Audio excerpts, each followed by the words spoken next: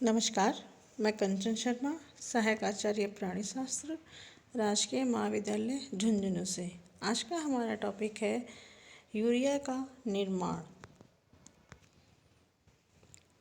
अर्थात मनुष्य के शरीर में यूरिया का निर्माण कैसे होता है, जो फिजियोलॉजी ऑफ यूरिन फॉर्मेशन के अंतर्गत आता है। मनुष्य में प्रमुख उत्सर्जी पदार्थ यूरिया होता है, अतः मनुष्य को यूरिटेलिक जंतु कहा गया है। उत्सर्जन के कार्य की एक जटिल क्रिया होती है, जिसे दो प्रमुख भागों में बांटा गया है। पहला, यूरिया का संश्लेषण या ऑर्निथिन साइकिल। दूसरा, मूत्र निर्माण तथा उसका उत्सर्जन। तो पहला हम लेते हैं इसमें यूरिया का निर्माण किस प्रकार से होता है। यूरिया का निर्माण यकृत कोशिकाओं में होता है। शरीर में पचित भोजन से प्राप्त अमीनो अम्ल को कार्य की आवश्यकता के अनुसार यकृत कोशिकाएं डीएमिनेशन की प्रक्रिया द्वारा अमोनिया में बदल देती हैं।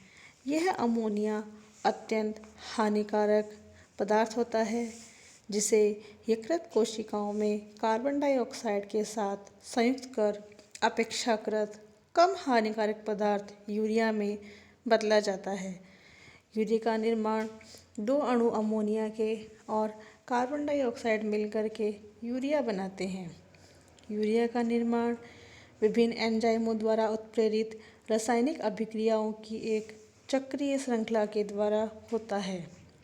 इसे ऑर्निथिन चक्र, आर्जिनिन चक्र, यूरिया चक्र तथा खोजकर्ता वैज्ञानिक के नाम पर क्रेब्स हैंसलेट साइकिल भी कहते हैं। यकृत में यूरिया का निर्माण दो चरणों में पूरा होता है।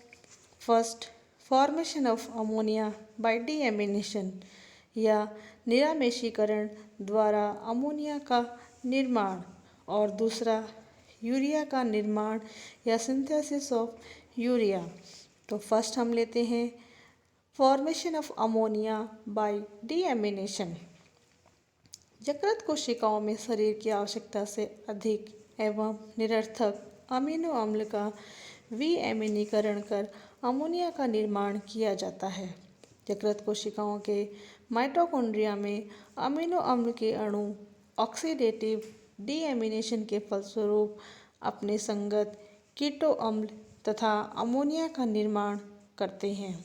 इस क्रिया में एफएमएन, एफएडी या एनएडी प्लस सह एंजाइम का कार्य करते हैं। यूरिया का निर्माण यकृत कोशिकाओं द्वारा अमोनिया से यूरिया का निर्माण निम्न चरणों में होता है, जिसमें आता है कार्बामाइल फास्फेट का निर्माण, सेकंड सिट्रुलिन का निर्माण, थर्ड आर्जिनोसक्सिनिक अम्ल का निर्माण, फोर्थ आर्जिनिन का निर्माण, फिफ्थ यूरिया एवं ऑर्निथिन का निर्माण। तो पहला हम लेते हैं कार्बामाइल फास्फेट का निर्माण या सिंथेसिस ऑफ कार्बामाइल फास्फेट।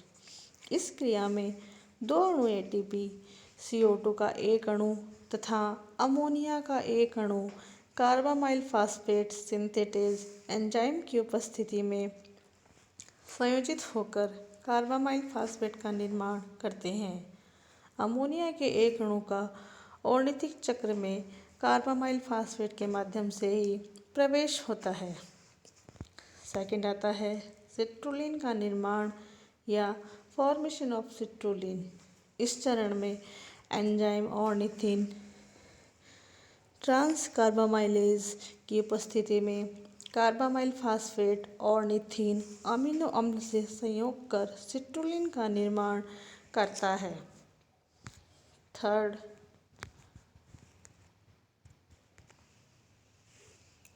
आता है ऑर्जिनोसक्सिनिक अम्ल का निर्माण या फॉर्मेशन ऑफ ऑर्जिनोसक्सिनिक एसिड।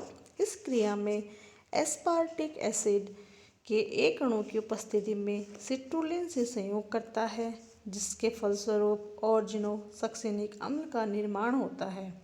इस अभिक्रिया के दौरान अमोनिया का दूसरा अणु एस्पार्टिक अम्ल के माध्यम से ऑर्निथिन चक्र में प्रवेश करता है।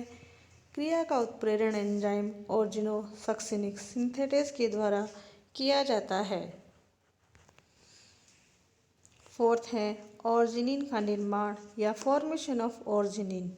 ऑर्जिनोसक्सिनिक अम्ल का विघटन ऑर्जिनोसक्सिनेज एंजाइम की उपस्थिति में ऑर्जिनिन तथा फ्यूमेरिक अम्ल के द्वारा होता है।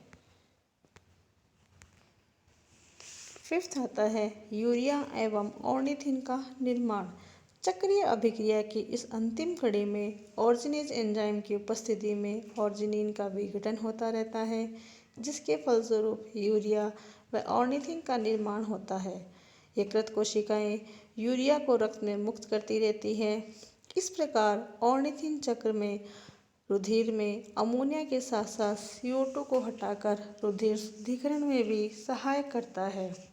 उपरोक्त वर्णन से स्पष्ट है कि यूरिया के एक अणु के निर्माण में एक अणु CO2, 2 अणु अमोनिया तथा 3 अणु ATP अणुओं की आवश्यकता होती है। इस प्रकार यूरिया का निर्माण होता है। धन्यवाद।